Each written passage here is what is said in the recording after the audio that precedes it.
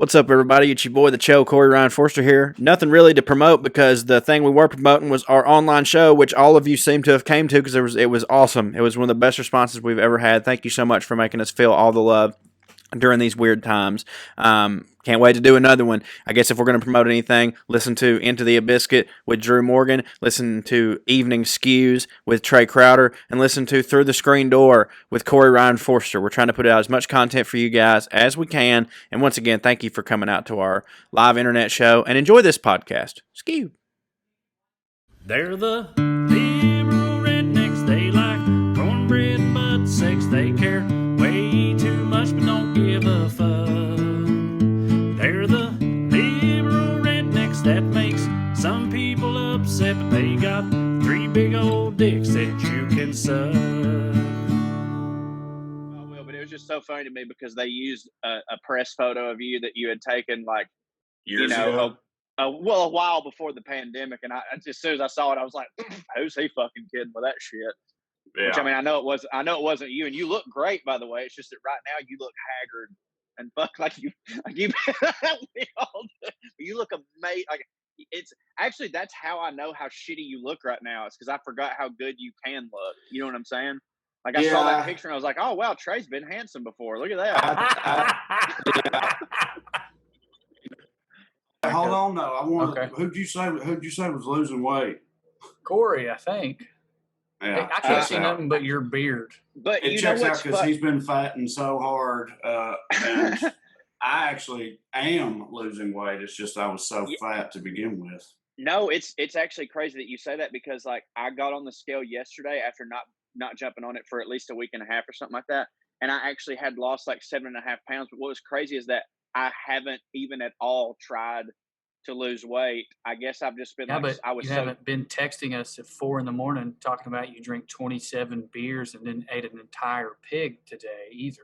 There's also that, and I think a lot of it was I was so stressed about the online show last week, and I had the online show, and then I've got another like kind of writing job situation that I've been fucking with that I was stressed about, and then I was stressed about my new podcast is early on, and like it was like the first week that it was like, oh shit, I really have a fucking lot of stuff going on.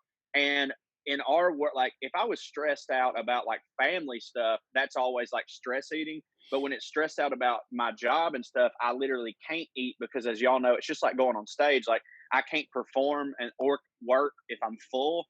So I guess I just stayed stressed for like a literal full week, and I only ate meals to get like how a human eats. Like a person, like Rob Lowe, like however he eats. Well, I mean, I didn't do that good. It's not a person. But you know what? Well, okay, like who? Yeah, I guess I don't know anybody like this. And most women. Yeah, okay, most women, and I do know dudes. I have some buddies who like they're as regular as they can be at most things, but they're just like those those weird people. They're like, yeah, I just don't really care about food, so I just yeah. Like they literally just they know the breakfast that has the amount of calories that they need to get them to lunch, and then at lunch they know the ones to get them to dinner, and then maybe occasionally on their birthday they'll have like a fucking pint of ice cream. They're like, yeah, I just don't really care about it. Like last week I was eating like that. Like I would get hungry and I'd be like, okay, have a fucking wrap or have a thing of granola or something. Do you think those people have other things? Like, yeah, I think ball gags. Like I think that they get whipped in basements. So it is sexual. Yeah, something bad. If you don't take it out, sex. If you don't take it out on nachos, I just have to assume that like there's something going on with chains. I've always been very both jealous of and also have a massive amount of pity for those food is fuel people, because they do really exist. I've met them too. There are people that like genuinely they look at food just as like the way most animals look at it. Like it's there to keep me alive and nothing else. I understand your If I was like that, I would hit. In terms of physically, I wouldn't be a fat dumb bag of shit if I had that attitude. But also, Lord, I couldn't give up these hits though. I understand your pity, but they're not missing anything, right? They're right, exactly. Like that would be like I don't know. I'm trying to think. A gay man telling me he'll feel sorry that I don't. Right, but like they don't want it.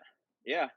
No, I know, but that's true for like anything like that. Like I feel the same. People that like Mormons that don't never get drunk. It's good not to get drunk. But like, we all know, like, oh, they're missing out. But all of that's through your experience. What if a gay man said he felt sorry for you that you didn't like getting fucked in your butt?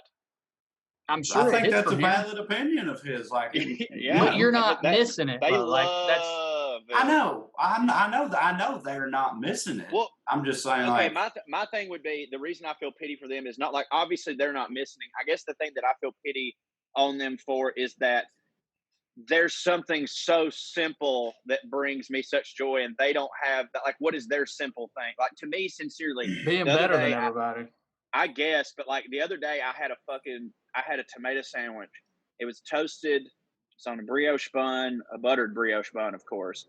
And it had emotional. I know, and it was so simple like that. Just me eating that sandwich was so simple, but like in my mind, I was like it was the same level of joy that I got when I was a kid and I would go on a fucking amusement park ride. Like me sitting on my porch on a nice summer day, eating that tomato sandwich. In that moment, nothing could fuck with that. Like that was so simple and beautiful and easy to do. And like with those people, if like that wouldn't have hit for them at all, like what can they do that brings them that level of joy that's that simple? You know what I'm saying? Yeah, I hope they have something, but I don't know. I don't think they do. I think they get barbed wire to the back. I think that's it. I think mine's more beer than food, but yeah. It's both. It's both.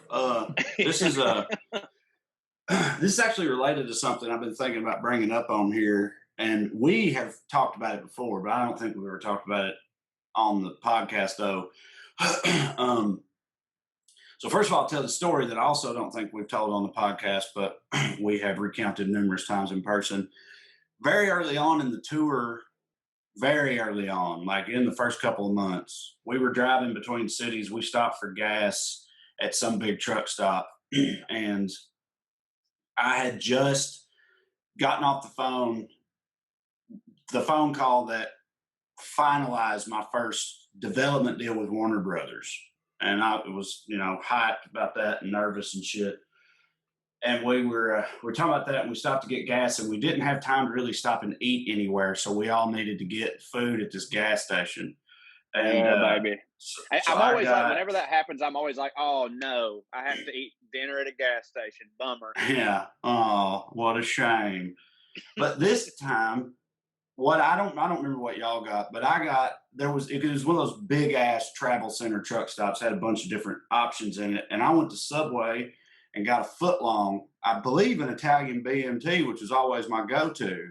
It is their best. And we all walked back to the car, and we're sitting in it waiting on it to fill up or something. We hadn't left yet, and I unwrapped the sandwich and took a couple bites of it. And I just stopped and I looked at that Subway sandwich and I went, I ain't never eating this shit again as long as I live. And I threw it, and I threw the whole thing in the trash. It was like it just washed over me, like out of nowhere, like flipping a switch. I was just like, this is fucking gross. Like this don't hit. Like, and let me I have thought this hit. Let me explain to our fans the difference between that particular Trey Crowder and the older Trey Crowder. The older Trey Crowder had absolutely said that about Subway before, but he'd always finish the sandwich first. Like he's definitely said, I'm never having this shit again. But I mean, since it's already here, I'm gonna eat this one though. I haven't had Subway since then, but it's not just Subway. And here's the larger topic at hand.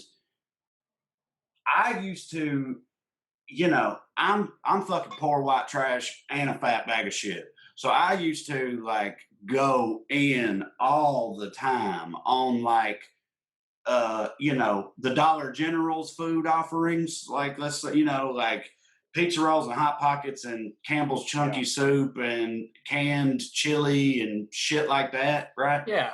Frozen pizzas. The food pyramid scheme. Yeah, but I used to love that shit. Like I would have even argued with people who acted like it didn't hit. Like I would have been like, I'm with you. You can be if you want to be snobby about it, that's fine. But you know it hits. and I genuinely believe that in my heart, my fucking clogged heart. And I feel that way too still. Well, okay, but that's the thing. I don't anymore. I think it's chemicals. I don't look down upon them, but they don't really hit for me anymore. Man, Almost none of that stuff. Like, I've bought it since my kids like some of those types of things. And, you know, I'm still fat. So when they don't finish their chicken nuggets or whatever, I will. But so like, I've had that shit reached. And like nowadays, like at this point in my life, no, they don't hit for me anymore. It's an addiction, man. So I used to drink soda in college. Everybody did. We had soda machines. You get all the soda you wanted or whatever. And then at some point, I was like, I'm not going to drink soda anymore. I think it makes you fat and it's pointless and I don't need it. Like, I can just drink water. Like, that's something I can give up or whatever. And then when I tried to go back to it, it's fucking gross. Yeah. My mama's sweet tea. Now, you talk about something that's sacred to me. I have to cut it when I go home now because I've moved away, and it's gross. But it's the same thing. I loved it. I think you get chemically addicted to that shit. Yeah, the only soda that I still fuck with is like if I'm super, super, super goddamn hungover, Amber will go get like a cherry Sprite, like a fountain cherry Sprite from Sonic, and like because when you're hungover, like you just want that sugar rush and like everything, and the Sprite helps or whatever. But like, yeah, if I was like stone cold sober and I went and just like drank a sip of a Mountain Dew, I'd be like, motherfucker, what the fuck? Like, when I crave it, like if I want pizza, if I have pizza, I always want soda. I'll order a soda with water and then the regular, and I just cut it like half and half with like a psychopath. Yeah. I just thought Dr. Pepper tastes pretty fucking good to me, and I don't have to feel too bad about it, so I just do that. It's Drew. You like, I mean, I think you're probably right. It's funny because I wanted to bring this up and then get into like the theory behind it. And I had two separate things. I'm going to ask what y'all thought about it. And I didn't even think about what you said. And what you said is probably has way more to do with it. But I was going to ask, like, do you think that's more to do with not being poor anymore, or just not being a 20-something-year-old dude anymore? I think it's both. I think it's both. Yeah. I think when you're like 12, I really think those things taste better to you, legitimately. I know that for a fact. I mean, first of all, I can answer, but also I have young children, and like I know that they have different taste buds and that type of shit. Like with all that fat and sugar and all that stuff, like it tastes better to them. Yeah, so I think that gets you used to it. We were never poor, and we ate that exact same shit, and it just did hit. And like, yeah, I'm not that guy anymore. and then I think if you don't stop, it never stops. You know, like you get used to it or whatever. Right. Yeah. That's exactly like with the soda. Like if you don't quit, you're like, yeah, fuck it, hits. But like if you stop any of that shit now, that being said, and I kind of don't want to do this now because like I haven't had a fucking bagel bite in so goddamn long, and in my brain there is no way that it won't hit. There's no way. I still like Totino's pizza rolls. Yeah, okay. I haven't had one in a long time, but per tray, it's like if I go eat one now, I'm like, I can't have it. Okay, but if I eat more than 5, which I have never ate less than 5, bro, I feel like shit, and I didn't used to. I didn't used to, and it makes me feel terrible. I had the DiGiorno yesterday, and oh my god, what a waste of a rest of the day. Whereas like, don't get me wrong, I'll do it again, but I felt like shit. I'll do it right now. Tell me how. Yeah, I quit drinking soda in like high school when I was like 13 or 14, and I feel completely the same way about it, and always have, except like for me to the point of like you were saying like, oh, sometimes I still crave it, but I have to cut it. Like ever since I quit and had been off soda for an extended period of time, I have been like pretty much grossed out by it. Like I don't ever drink it and don't ever want it because it's like, it's way too much. Like when I do drink it, I'm like, this is nasty. Are you grossed out by the soda? Are you grossed out by the soda? Or are you grossed out by who you remember being when you drank soda? Yeah, just my life in general when I was a soda drinker did not hit. Thompson takes me back to a bad place. Thompson is furious right now. These boys talking about not drinking goddamn soda water. Anybody gives a flying fuck what you don't eat anymore. Jesus. Why don't you talk about Christ. what you are drinking? Goddamn. I don't know how everybody else feels about what we're doing right now, but I was with James Bain last night, who y'all all know, and he's also from Salina, and he was telling me that his favorite recurring segment is when we give Thompson's thoughts on what we are doing at any point in time. But here's the thing. I feel like a solid half the time, according to Thompson, we were the opposite wrong. I think one time he got mad about bread, and we've cast this whole outlook upon him. But sometimes he writes us after these segments, and he's like, actually, boys, I was thinking about the history of soda in this country and how they infiltrated poor people's lives in a way that is really upsetting. Where they replace tea with Coca-Cola. It's really infuriating, these goddamn corporations. Anyway, I got to go mow right now, but fuck y'all. My favorite thing is when Thompson will be texting us about the thing, and then halfway through his fucking insane biblical diatribe, he will hear the part where we predicted that he'd be texting us, and he'll switch gears about, God fucking damn it, y'all just and he like goes and starts editing his shit. Because like Thompson has never texted us like just a one sentence thing. Like it is always some Genesis shit. Why would it? I fear he's going to take that as a reason to stop, and I hope he doesn't. Because he's done. None of us want him to stop for sure. My favorite book is the Book of Thompson. Yeah. Whoa! Did you hear that, Corey? Yeah, that was weird. I probably didn't record this way, Trey, but you laughed like I was on DMT. Yeah, that's exactly what it was. You laughed and went. It went.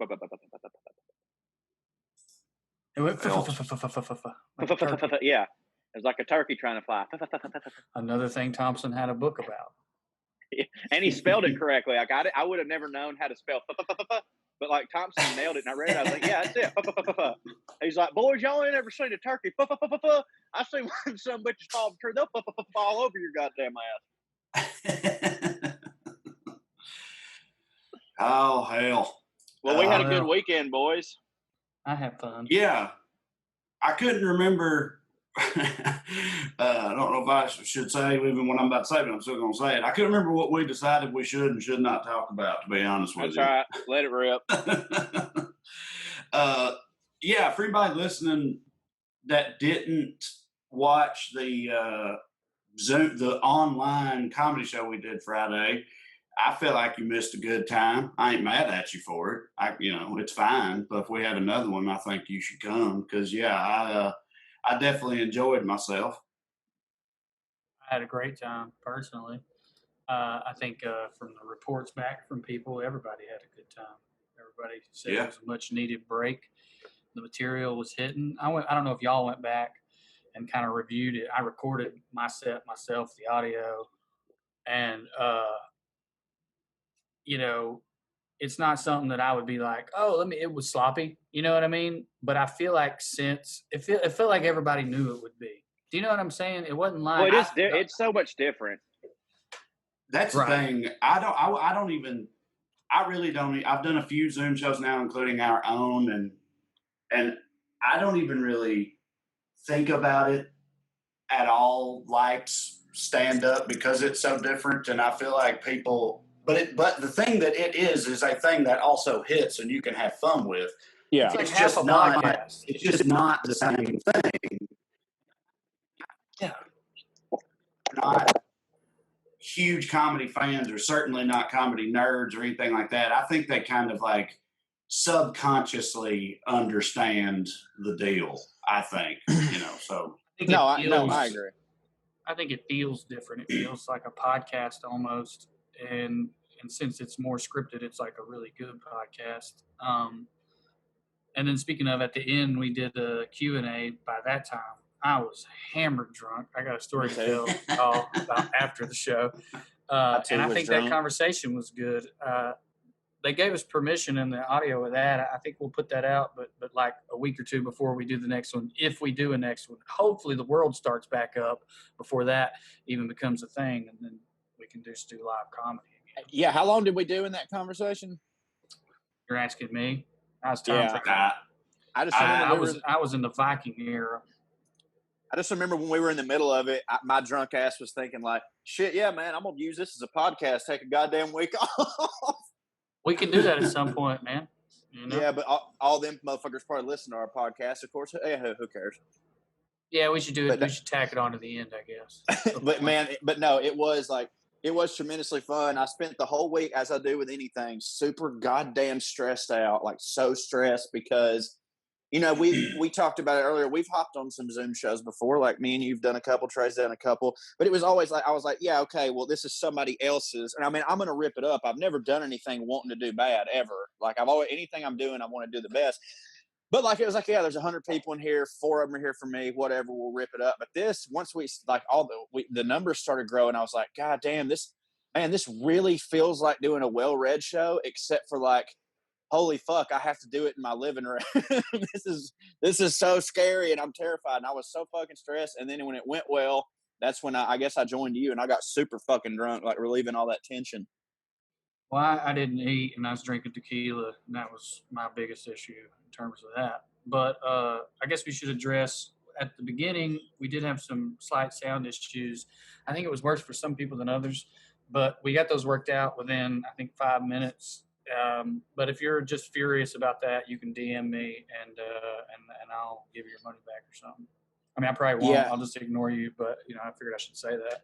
Yeah, and speaking of the stress part of me, like a couple people were mentioning in the comments, like what happened was I think there was an issue with like the crowd was too loud for some people or something, and so their solution was, which I mean, hell, I don't know what else they would have done at first aside from, you know, maybe, I don't know, meet in the middle and just turn it the fuck down a little bit. But they just shut everybody's audio off right when I was in the middle of a joke. It's like 6 minutes in. So like, I knew what it was like to be hearing people. And then like, it was nothing. And like, I haven't gone back to watch it, but I kind of want to, cause I want to see the blood leave my face. Cause I know that it had to. It did, but you pushed through like a champ, and everybody, you know, from reading the comments, it worked. What they did worked, and then they eventually turned everyone back up slightly, and it ended up being a great show. So, you know, you were the only one that suffered, so I feel like it was a win. I mean, no, I hear that's how it is a lot. You know, if you're going first, no matter what, you're going to be the sacrificial lamb, and especially in a gig like this. But like, yeah. Buddy, there for like, and it was a full probably 45 seconds of me just being like, oh no, I'm not hitting. And then I remember thinking to myself, I was like, God damn, my dad's one of the audience members that they got the mic on. Like, I figured he'd at least, you know, like throw me like a mercy chuckle. And then at that point, my brain started working and I was like, oh, something has happened. Like, I don't even hear people like chewing on nothing or like moving around. You know, I don't hear shit. So clearly it ain't that. And then, yeah, I just pushed on my set. But like, buddy, I was like there for 45 seconds, which in a gig like that, in a situation like that, 45 seconds, that may as well be an hour. Like I was in turmoil. I was, you know, petrified or whatever for you and for all of us. Cause when it first happened, I also thought that, I mean, it sounded like you were hitting for everybody and then you just stopped hitting for everybody. And I've done that before. I've done that before. Once, right. And so I was sitting there like, oh shit, I don't understand what he just said. Why? But this is not good. Oh no, Joe. Oh no. And then I got the text message. That explained it. And then I started getting mad because I was like, well, this is not fair to him. Like, they got to understand how this looks. But you're right. It's like, I mean, they were having audio issues related to the studio audience, so they had to do something. So I ain't mad at them no more. But like in the moment, pretty upset about the whole thing. But it did get back on track and ended up being fine. And it's also funny that like I was worried about you, and you just stopped hitting. And it's later on when we were like recounting it, looking back on it, you were like, you said, what you just said a minute ago, you're like, yeah, for about 45 seconds, I was real worried about it. But then I knew something had to have fucked up because it was like, I am hitting. Like I could tell, like I know I am hitting. Yeah, but it sounded like I wasn't hitting, so I knew something was off there. It's also so fucking funny for anyone that doesn't know my goddamn situation that I was in all week, which is like I've got, I come from a place that has horse bank. We've also got horse internet, and so I've been uber stressed because my internet, which I just got an extender and everything, I was like, oh my god, the world has changed for me. Everything's fine. It was working perfectly. It just all of a sudden, like my extender, it's like Toy Story is a real thing, except for all my adult toys, like my modem and my TV and stuff. They come out at night and they all have conversations. And my extender was the new toy in the house, and so it was working just fine. And then, like while I was asleep, my cable modem like crawled up to my extender and was like, "Hey, you don't have to hit around here. Nobody else hits." So like, and my internet extender was like, "Do what? Well, fuck yeah!" And so it just stopped hitting because it found out where it was, and so everything just stopped hitting. And right before this fucking show, and I was like, "Oh my god!" So I'm going through this whole thing of like, "All right, I know for a fact, like I still have good cell service. So if I just do this through my phone, then it'll hit." I needed my phone was starting to piss me off anyway, so I went and got the new fucking iPhone because I was like, it'll be crystal fucking clear. This will be great. I'm gonna hook a lapel mic up, do all this shit. I'm bugging about it. I can't get none of this shit working. I have 2 extra tech calls with the people trying to get this shit working. I finally, and I'm not when I texted y'all and said I stressed myself to the point of diarrhea over all this stuff. I did, dude, because in my mind I was like, I need this to work. Like there's a couple thousand people and I'm the first motherfucker going. Like if my shit sucks, they're just gonna log the fuck off, and like Trey and Drew are gonna have to suffer because of my ass. And then so to have it come down to I had everything completely fine and right, and then they were like, "Oh, our audio actually don't hit," and then they had to just yank it during the middle of my shit. I was like, word, okay. So I was a little upset, but again, as you were saying, all of this got figured out and it was fine and nobody left the show. Hell, like I jumped in the comments after my set and there were 3,500 people in the comments like, "Good set, boy, that was fucking great, boy." And then I stayed in there the whole time y'all were on it. Everybody had a goddamn good time. So like, look, if you're going to have to go through some bullshit, it may as well happen to me. I think also, and like Drew alluded to this earlier, I think it's a very different perspective on what happened. Meaning, like, from my perspective, like I said, it sounded like, and I mean, in my mind, this is what it sounded like to everyone watching. Cho was hitting for people. He has stopped hitting for people. This is bad. And that's a nightmare. And I was worried and upset by it. Yeah, that's a nightmare. But I think, like, how it really was perceived to a whole lot of fucking people was they're having fucking audio issues and it ain't hitting for me because the sound is off. The sound is bad. Oh, they just fixed it. Oh, it's good now. Oh, okay. Right. Thank God they fixed it. Now I can hear him and now he hits. They never even perceived it the way that I was perceiving it to begin with. That's definitely what happened. For the record, anyone who didn't listen to the show, I think we're focusing on this because of how funny it was that it happened to Corey and just that whole 45 seconds and then flipped into the, nah, fuck that, I hit. But it was a short amount of time. It was fixed and everybody had a blast. I mean, the reviews are some of the best we've gotten. I think everybody just misses comedy so much, but some of the best reviews we've gotten. Mm-hmm. I feel like. It's really funny because in those 45 seconds, like one of the only things also that was going through my head was like, man, you're closing on butt fucking Jesus. I don't know. Like, like if what, like, goddamn, I'm just talking about Tinder right now. If that ain't it, then boy, here, all right, double down. I do think there were some Trey Crowder fans in there who didn't really know everything there is to know about WellRED in general, who were like, what the fuck? And that made me super happy, like in a good way. I was like, yeah, motherfucker, you're in here butt fucking Jesus. What are y'all trying to do? There's no way that didn't happen. And I say that because after I got through, like when I got through and I got to watch y'all's sets and just sit there and I was in the comments thanking everybody for tipping or whatever and yada, yada, yada. And while doing that on my phone, I kept getting like Twitter notifications, and a lot of it, and I thought like, oh, people are, on Twitter like talking about my set or something like that. It was a lot of new follows. You know what I mean? It was a lot of people that were in there that like just jumped in for Trey and was like, oh wow, who's this poor, sad, fat idiot that needs some love? Yeah. It did hit. It does hit. Mm-hmm. Well, if we have to do it again, join us next time, kids. Yes, please. It's a good time. It was a good time. This is not even remotely related, but another thing I was wanting to bring up to y'all is just rap music. Boy, it's fun. Sure is. I was obviously everybody know rap, like everything in the world, has changed a lot. Some of it hits for me, some of it don't. I'm old and white, so some of them kids out there, I don't know what they're doing. I'm not for the mumble, if that's what you mean. Yeah, right. Yeah, that whole type of thing. I ain't into it. But one aspect of it that does hit for me is shit like this. I'm going to illustrate just by giving an example. This is what got me thinking about it. I really like Freddie Gibbs a lot, and if anybody listening don't know who Freddie Gibbs is, he is from Gary. Flow. His flow is unreal. He's from Gary, Indiana, and raps as such, which is like he's hard. Freddie Gibbs is hard, like his stuff is. I mean, and his whole like persona as a rapper and everything.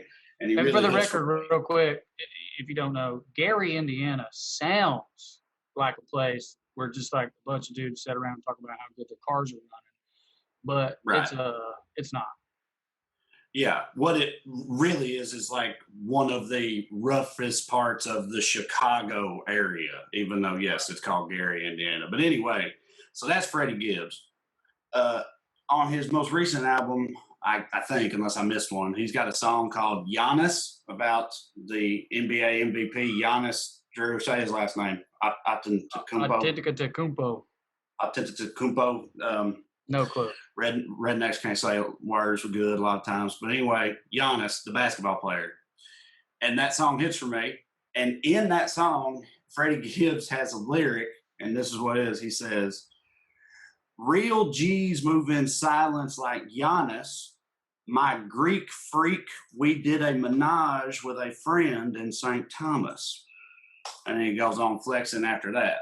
But so he's taken from Lil Wayne there right off the jump. Yeah, the first line is, yes, an homage to a very famous Lil Wayne line, real G's moving silence like lasagna. But which hits? It's the second part. He says him and Giannis had a menage in St. Thomas or whatever. And, so it's a threesome with two dudes is my point. And you got like one of the hardest rappers in the game just like flexing with that. Which is, I just feel like that's a thing that never, ever, ever would have fucking happened in rap for a long time. People be talking about run a train. I was about to say, if they do, they have to say we ran a train on that bitch. You can't mention the Devil's Threesome and France at the same time. Right. Well, I feel like it's always framed like Corey just kind of said, like talking about the girl, not necessarily in a positive light. But one of the most controversial quote-unquote rap songs of all time, and I'm putting it in quotes because it was done by a bunch of amateur football players, which is part of why it was controversial. The University of Miami football team had an entire track about how if you have sex with anyone on their dorm floor, you have to fuck everybody else. And I guess it's not really stated, but it feels insinuated there that would be, in one location at the same time. I don't feel like you can put that fuck on layaway. Like, I think the implication there was we're all having group sex, but I know what you mean. Yeah. But I know what you mean. That song was rapey as hell and would not be celebrated. And except for how fucking funny Greg Olson's terrible goddamn verse is. I've never heard this. Are you serious? Really? My name, Greg. What I do to get hit. Pull down my drawers and show them my third leg. I mean, it is as bad as you imagine. But, but it hits. Yeah, for sure. But I know you can go so far the other direction that you yo-yo back around. Yeah, exactly. Yeah, he's like Little Dicky on accident. But I know what you mean. Even that, the context is certainly different. There's no like acknowledgement that we're all fucking together. Whereas he's like bragging that he got the he's bragging fuck about with it. Yeah. Giannis. Right. Which yeah. don't get me too. If I had, Yeah, you know what I mean?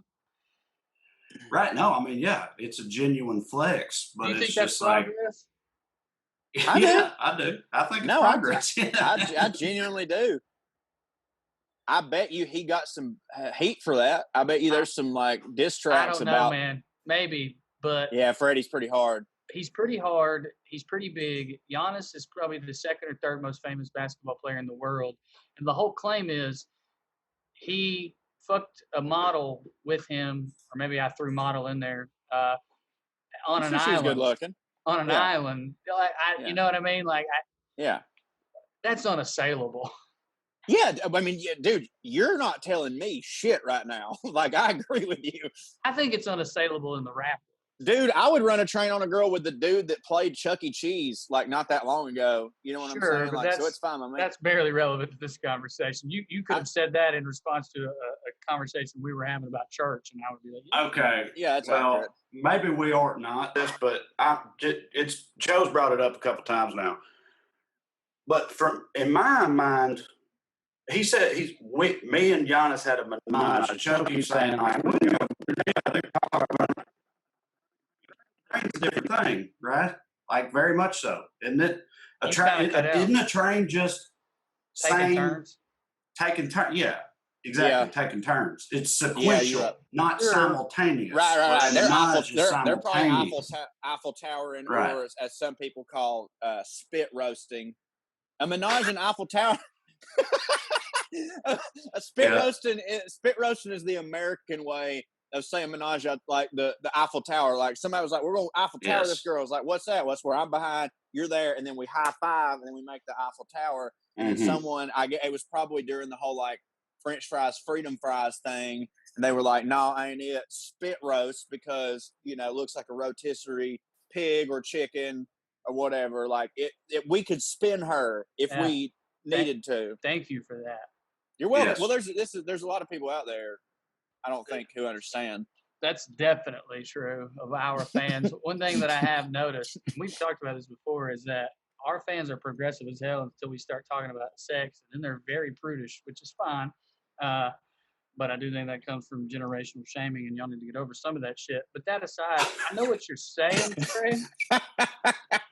Well, y'all do. We all got dicks, and some people want to be spit roasted, man. God damn, you know what I mean? Like, it hits. I know what you're saying, Trey, and maybe this is me watching porn, or there was a story on my campus of one girl, this girl that had gotten the trainer ran over by the football team when I got there, and the story was very much full of slut shaming and all that. It was not exactly progressive. Let me say that after saying what I just said. But in my mind, I guess based on that one story I'd ever heard about a person I knew, and maybe some porn, and that's not particularly the type of porn I like, although I have seen train porns. I guess in my mind they were in the same room, but I guess it's possible a train involves like a dude at the door bouncing the train room. Yeah. But like it still feels. That's the conductor. Yeah. I think there's been that. It still feels like, though, a train is a way to say group sex without sounding quote unquote gay. Yeah. Like you're wearing a robe. Yeah. I could see Cho, if Cho was at a party where that was going down, him with like a conductor's hat down there. The next guy walks in, Cho's like, ticket, please. Yeah. Just checking his ID, checking on the girl. Yeah. You need water? You've been here got one of those little ticket clipper things, Yeah. Sir, you've already been here tonight. Your ticket stinks. Yeah. Listen, the fire marshal said there's too many people in there. You would also be checking with and the as girl. soon as that fire marshal's done fucking, he's going to have to talk to you. Okay, and I'd be good at that. I'd be really good at. But I just always felt like that. Trey. I just always felt like calling something like that the train was just a way to try and, like the sort of the homophobia. There's like a lot of homophobia in that. Like they're trying to act like they wasn't doing group sex with mostly dudes, and they just were. But you could be right. Again, here we go. I thought if you got the situation you're describing, and with a train, only one dude. They may be a line at the door. Yeah. Cho checking that's tickets. Where the train. That's where the word train comes from. Right. There's a line at the door. And so, yeah, they can all see the guy. But, like, it's one dude going in at a time. Yeah. If it's a lot of guys in a room and they all participate in that, as I understand it, is a gang bang, which is not the same as train, neither of which is the same as a menage a trois. I'm very much picturing. Yes, counselor, your arguments are well taken. Do you have a response? I do. I'm very much picturing that scene from The Mask where Jim Carrey's doing, they call me Cuban Pete. I'm the king of the rumba beat. And he just got shakers just banging women. That would hit for me. That's what I want to do. That's a train because they're doing the, what's that called? The, you know, when people, la cucaracha, then, hey, you know, that shit, like the, a room, Roomba. No, not a Roomba. Roomba's a vacuum cleaner that my white wife made me get, but it sounds the same, don't it? Is it a Roomba? There's a thing. Ramba? Samba? Is it Samba thing? Either way, Congo. that type of thing. The Congo line. The Congo line. Congo line? Yeah, it's like a cakewalk for Mexicans or something. It's fun. Yeah. Absolutely. A flan walk. Yeah, there you go. Sopapilla. I wish I knew the word for walk. I think, I don't know. I kind of want to get out of this one. Mm-hmm. But I kind of want to stay in it. Did I make it weird? Was it me? No, it just feels like an orgy to me. I kind of want to leave, but I also feel good. Yeah. All of that. I mean, your points are well made, Trey, but all of that is a type of group sex. And none are inherently gay or straight, depending on how you act during them. It is so silly, but you're right. But it's so silly that any of this is something that people give a shit about in terms of like, no, man. We took turns, so that ain't gay or whatever, you know? And to Trey's point, I think that what he really was trying to get into was like, I think people were coming around, like, just the fact that Freddie felt comfortable enough saying that. Like, yeah, you want to go like, okay, well, nobody's going to go up against Freddie because he goes hard. But, like, just the fact that he felt comfortable putting his hardness on the line and being that vulnerable, that's pretty good, man. I think we're going somewhere. Look, point blank, rap has a long history of pretty intense homophobia. Oh, yeah. And so, like, that's really what I'm saying is, like, that's been a massive thing in rap. So I'm just saying, like, what Cho just said being true now, I think is indicative of progress. Yeah, rapping about threesomes with Giannis is progress. You just reminded me of one of my favorite things that's happened in rap somewhat recently, which is Tyler, the Creator, went on Funkmaster Flex's show and freestyle, which is a common thing, and it's sort of a rite of passage. His and Sway's show, you gotta do the 5 Fingers of Death on Sway in the morning, and you got to freestyle on Flex's show to like prove your mettle as a lyricist. He and Tyler, the Creator, went on there and not only talked about fucking dudes, talked about him and Flex fucking dudes together to Flex's face, which did not make Flex happy at all. I bet that didn't hit for Flex. And he did it in such a hard way. Like, he was like, me and Flex lining them up against the wall, pushing it in them deep, make my balls hit their balls. And Flex was like, no, I don't think so. And he's like, yeah, Flex, yeah. Like, it was fucking great. Flex was like, his brain was like exploding because he's like, this is gay, but it sounds so not gay. Yeah.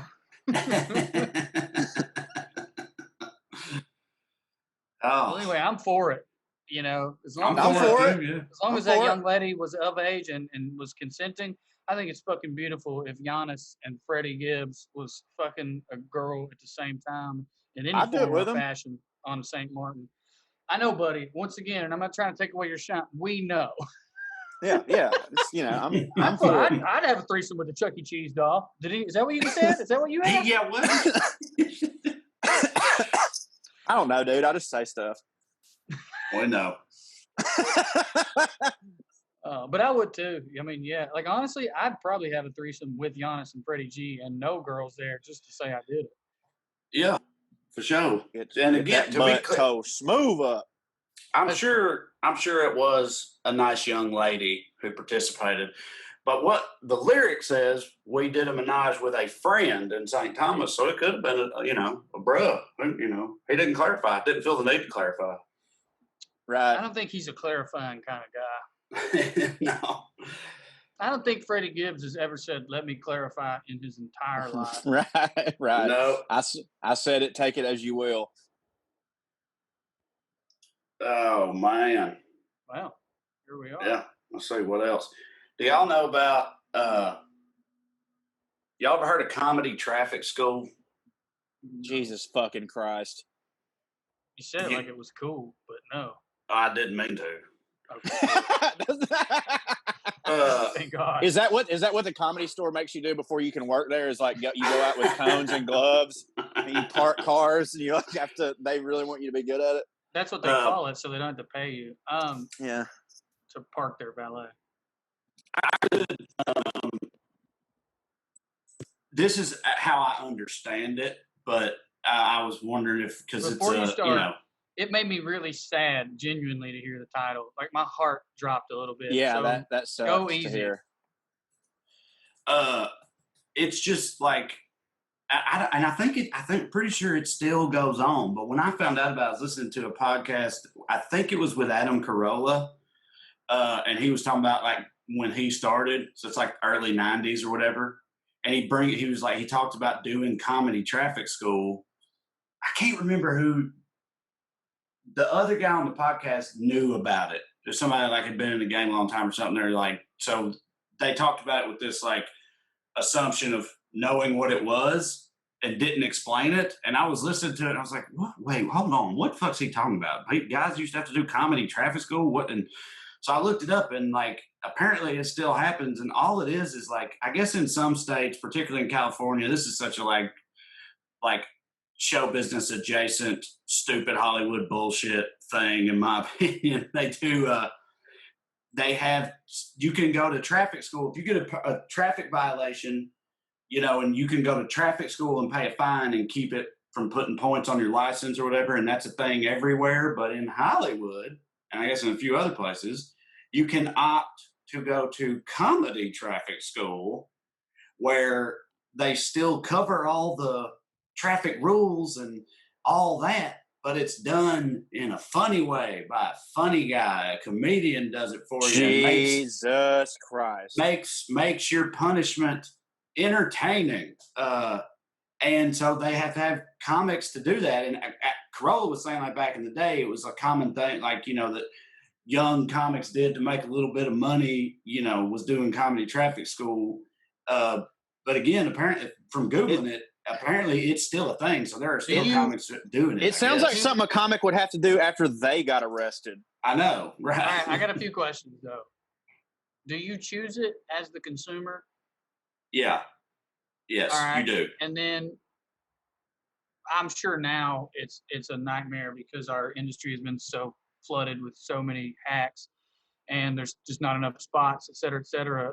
But like imagining guys and gals who are really good now being young doing that, I guess I could see it hitting. Here's what I'm thinking of. Tim Dillon used to do a tour bus in New York City where he would do the tour properly. Like he would be like, this is the building. It was built in this year. It was owned by blah, blah, blah.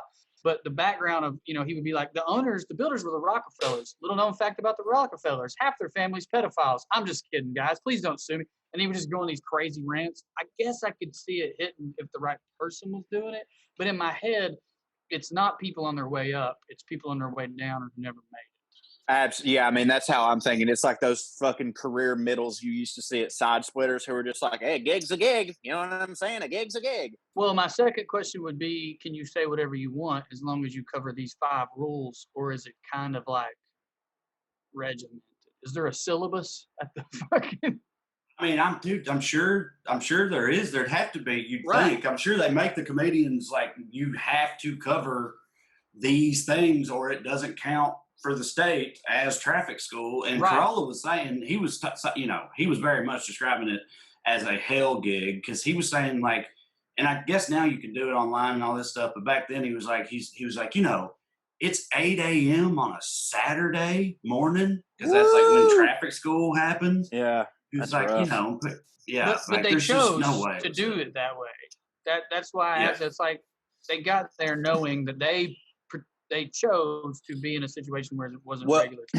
Well, why and would also they do look, that? and also look though, man. Like I will say this, like yeah, if you're a comedian and you're starting out, and especially in LA or whatever, like I don't know how long this had been going on, but like I can imagine back in the day where it's like, look, I'm doing stand up shows. I need something to pay the bills and stuff. Like, yeah, it's a hell gig, but like you're still I guess it's kind of neat that they did it. But also, like, you were allowed to make racist and sexist jokes about Asian women drivers back then, so that was probably right, fun so for that probably people. hit. But as you said, there's only two types of comedians that are doing this, and it's either the ones like when Tim Dillon was on his way, except for that was, he was getting paid. He was booking that shit and doing a lot of cool stuff. But like, it was people on their way up who were like, oh, well, hey, any gig's a good gig. I need the time, and I also need the fucking money. Or it's just a dude who's like, he's 20 years in and he's like pumped. He's like, yeah, man, right on. This is great. It's good comedy. Comedy's comedy no matter what time it is. So I don't know. I mean, it's kind of, I was disgusted when Trey first mentioned it, but like, that's kind of cool of a thing. But now, I don't know. Fuck, man. Drew said a minute ago, he's like, people, and you do choose, if you get a traffic violation, you have to go to traffic school out here. You can choose to just do regular, or if you want, you can go to comedy traffic school. And Drew was like, why in God's name would anybody pick that? As a comedian, I agree with you because in my mind, I know all the reasons that don't hit. But as a regular person, I feel like, if you gotta do it, if you gotta go to fucking traffic school, why wouldn't you do that? Why not go to one with some jokes in it? I get why regular people sign up for it. And then get there and it don't hit for them. If I was out there and one of my fucking sad sap comedian buddies was having to be doing comedy traffic school, I would fucking go park in front of a fire meter just so I could go to the class and heckle him at 8:00 in the morning. So that's the only reason I would choose to do it. I would have to, if I knew the comedian and I could be a dick to him. But like, other than that, yeah, I cannot think of anything more of a nightmare than for me at 8:00 in the morning to have to listen to a comedian do traffic school material. Like, when you're on a plane and the flight attendant is just way too proud of their announcements that they've written. I can't stand that shit. I can't stand it. But here's the deal, though. It's oftentimes murders for everybody else on the plane. Yeah, so, like, I'm not shitting on them for it. Like, I don't think they're bad. Like, look, man, this is your job. You found a way to keep it interesting for you, and you're clearly hitting for all these other people. So, like, this isn't me saying fuck them, but this is me saying for me, it does not hit. It's one of the worst fucking things. Yes. I've never wanted a fucking plane to go down more in my life than when this fucking piece of shit is up there doing the same. I know they've done it 10 times today too. I'm the late flight, like this fucking hack bullshit. And a guy next to me who's like been talking about his sales call is like, now, so Corey, you told me you were a comedian. Is this what you do? Because I think this lady up here could take your job. I've never wanted 9/11 to have not happened so I could still have a box cutter on the plane so I could slit my throat and that fucking piece of shit besides me. But if I was a person, I think I would enjoy it. Well, that information. You know what I mean? Yes, I was ready to at the end of that say I agree completely with every single thing you just said. Until the end of it, you committed sky murder. Yeah, right. Yeah. But the first part about like, look, it hits for people I know they're just trying to keep their job interesting. What I agree with all that. I still mean that. Not hating on them personally, but like you said, for me, that don't let's talk about who would murder at it. I got Tim Dillon. Dice Clay, Tim Dillon. Yeah. Maybe Lisa Lampanelli, Nikki absolutely. Glazer. Well, anybody who could be mean to the people there. That's the only way I could imagine making that hit is just looking at me like, what are you in here for? DUI? I can tell you, piece of shit. Todd Glass would do it. Todd Glass would be the absolute best because what Todd Glass would do was he would subvert it somehow to where he was doing exactly what the guy that don't hit at it was doing, but it would hit because it was Todd Glass doing. You know what I'm saying? Like, Todd has this very subtle way of making something a parody of itself. Well, right. No, you're right. But like, I can't explain it about Todd, but it's like, Todd could go up and do all Buddy Hackett's material and it wouldn't feel hacked to me because Todd would put this like just kind of slight tinge on it that just made it be like, see, he's doing what Todd's doing is he's doing a parody of that type of comedian. It's like, right, but he still did it for an hour. He does it 1 degree past where you think any human could do it. And right. sustains that for a long amount of time. Todd would be great as a flight attendant. That type of dude. That'd be great. Well, he'd get fired though because he called somebody a Immediately. fat bitch for not laughing. Yeah, of course. Emo Phillips would last one day, but would still be pretty fun to see. That's true. You were talking about Tim Dillon and his tours, his New York City tours or whatever, and it reminded me of. I don't think I've talked about this on here before, but when I lived in Knoxville doing comedy, there was another comic there named Matt Shadorn. Shout out to Shadorn. I'm supposed to do his podcast this week. Oh no shit! Good, glad to hear he's what do they call alive. That, I had no idea. Trey, what's the German word for that? For what? I don't know. Just like you ain't thought of somebody in 2 years, and then boom, came up back to back. I'm sure they got the Bader-Meinhof. I think no, that one's like. No, that's like a new concept. No, it's the one. That's the thing you're talking about. Anyway, I was literally just talking about Bader-Meinhof earlier today. This is crazy. I'm sure other people have done this before and whatnot, but when we were in Knoxville, Shadorn started this thing where he was booking tours, Knoxville tours called Blue Umbrella Tours, and he would ask some of us to do them, the other comics, but they were like completely fake, but no one told the people that, like, nothing we said was true or like real. But the people didn't know that. They thought they were taking an actual tour of like downtown Knoxville. Paid money for it?